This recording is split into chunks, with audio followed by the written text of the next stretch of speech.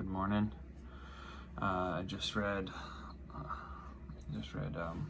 Micah chapter 3. Much like chapter 2, this was another judgment, an indictment. Thought it was pretty clear on laying out what he was judging them on. He's talking to like the leadership, so he calls them the princes of the house of Israel, and he uses some pretty good imagery. He says they hate good, love and evil, and then he goes into they pluck off their skin from off them and their flesh from their bones. So he's saying they pull the skin off the people.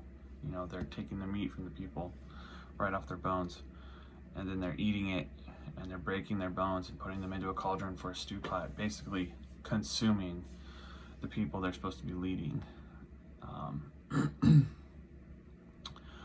That's unfortunate. That's something that a lot of politicians do. I mean, a lot of leadership does that. I don't know if it's a tendency to start that way, but it's just how politics goes these days. And he says what's going to happen. They're going to cry to the Lord, but he's not going to hear them. Then he talks about the prophets that they're prophesying wrongly. God's going to withdraw prophecy from them. They're not going to be able to have any prophecies. He calls them out for using the stars, I guess, to fortune tell. And I mean, that was against the law of Moses. And then he says they're going to be confounded and ashamed. They're going to walk through the city of Jerusalem 100 years later, just destroyed and a wasteland. He talks about judges that will, or priests that will priest for hire, teachers that will teach for hire.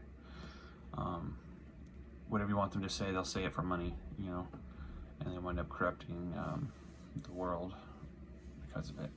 Isn't that kind of what's happening sometimes today? We see people just being told to say what they're paid to say. Our media does that. That's an indictment against the news media, I would say. Whatever you want to pay me to say, that's what I'll say, What do we do with this? Well, I mean, not all of us are politicians or in the media or in the same position. But what they were saying was popular because, they were saying what the people wanted to hear. So one way we can take this in is just giving out truth and not what you think someone wants to hear. A simple example, someone asked them, hey, how do I look in these clothes? And you say, well, actually, those clothes don't really match. Versus, oh yeah, you look great, I don't want to say anything bad about you.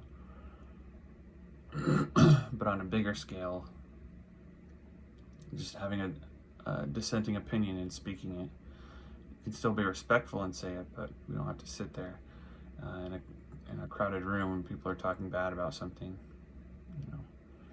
Just go along with it because that's what the crowd does. I think that's one way we can take this into heart. Really, just look for truth and try to give truth. I think that's important.